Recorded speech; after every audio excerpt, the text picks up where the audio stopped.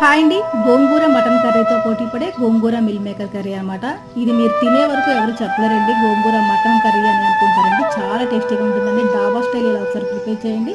చక్కగా మనకి రైసు, రోటీసు, చపాతీ, పూరి దాంతోపాటు వెజిటబుల్ బిర్యానీకి మంచి కాంబినేషన్ అనమాట. మరి దీన్ని ఎలా ప్రిపేర్ చేయాలంటే దీనికోసం స్టవ్ వెలిగించుకుని గిన్నె పెట్టుకొని దాంట్లోకి 2 కట్టల వరకు గోంగూర వేసుకుని ఒక 4 పచ్చిమిర్చి కొద్దిగా వాటర్ వేసుకుని ఉడికించుకుని పక్కన పెట్టుకోవాలండి. చల్లారిన తర్వాత గ్రైండ్ చేసుకోవాలన్నమాట. తర్వాత మరొక పాన్ పెట్టుకుని దాంట్లో 2 టేబుల్ స్పూన్ ఆయిల్ వేసుకున్న తర్వాత హోల్ బిర్యానీ స్పైసెస్, సన్నగా కట్ చేసుకుని ఉల్లిపాయ ముక్కలు, ఒక టమాటా పీస్ని సన్నగా కట్ చేసుకుని వేసుకోవాలండి.